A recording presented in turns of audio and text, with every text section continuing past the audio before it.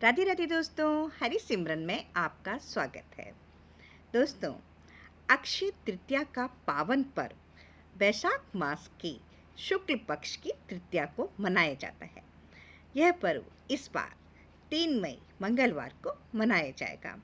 मान्यता है कि त्रेता और सतयुग का आरंभ भी इसी तिथि को हुआ था, इसलिए इसे कृतयुगादि तृतीया भी कहते हैं।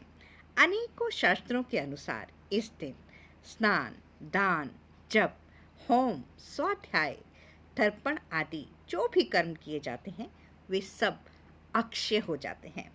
यह तिथि संपूर्ण पापों का नाश करने वाली और सभी सुखों को प्रदान करने वाली मानी गई है। इस तिथि की अधिष्ठात्री देवी माँ पार्वती हैं। इस दिन बिना पंचांग देखे कोई भी शुभ मांगलिक कार्य, विवाह, गृह प्रवेश, घर, भूखंड या वाहन की खरीदारी से संबंधित कार्य किए जा सकते हैं। तृतीया तिथि को पार्वती जी ने अमोघ फल देने की सामर्थ्य का आशीर्वाद दिया था। उस आशीर्वाद के प्रभाव से इस तिथि को किया गया कोई भी कार्य निष्फल नहीं होता।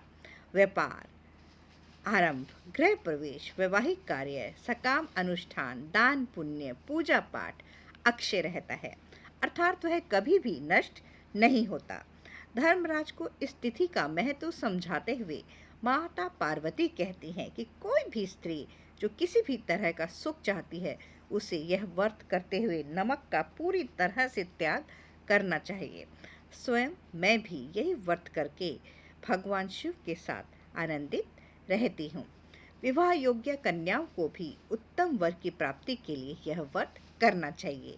जिनको संतान नहीं हो रही हो वे स्त्रियां भी इस व्रत को करके संतान सुख प्राप्त कर सकती हैं। प्रजापति दक्ष की पुत्री रोहिणी इसी व्रत के कारण अपने पति चंद्र की सबसे प्रिय रानी थी। स्वर्ग के राजा इंद्र की पत्नी देवी इंद्राणी भी इसी व्रत के पुण्य प्रताप से जयंत नामक पुत्र की मां बनी।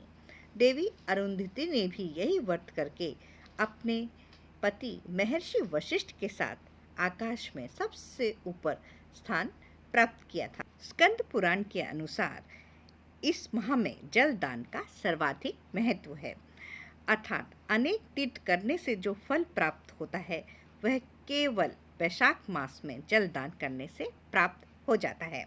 इसके अलावा छाया चाहने वालों को छाता दान करना, पंखे की इच्छा वाले को पंखा दान करने से ब्रह्मा, विष्णु और शिव तीनों देवों का आशीर्वाद प्राप्त होता है। जो विष्णु प्रिय वैशाख में पादुका दान करता है वह यमदूतों का तिरस्कार कर विष्णु लोक को जाता है।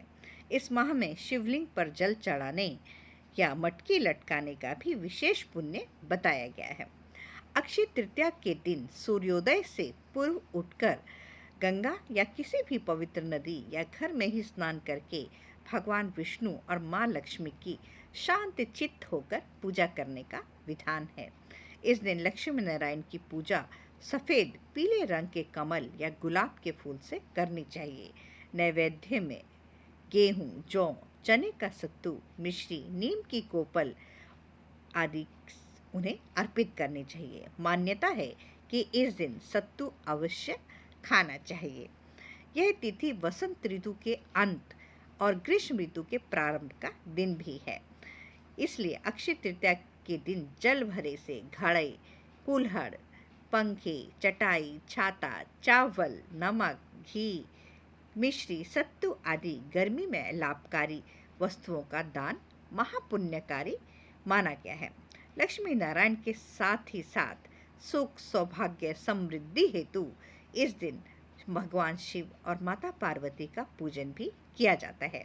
शास्त्रों के अनुसार इस दिन दान देने वाला प्राणी सूर्यलोक को जाता है। जो इस तिथि को उपवास करता है वह रिद्धि सिद्धि और श्री से संपन्न हो जाता है। तो इस दिन की महत्ता को समझते हुए हम भी अक्षय तृतीया के इस पावन दिन में अपने कुछ कर्मों के द्वारा अपने पुण्य को अर्जित कर सकें, ऐसी मैं सभी के लिए कामना करती हूँ। हरि ओम तत्सत। जय जय श्री राधे।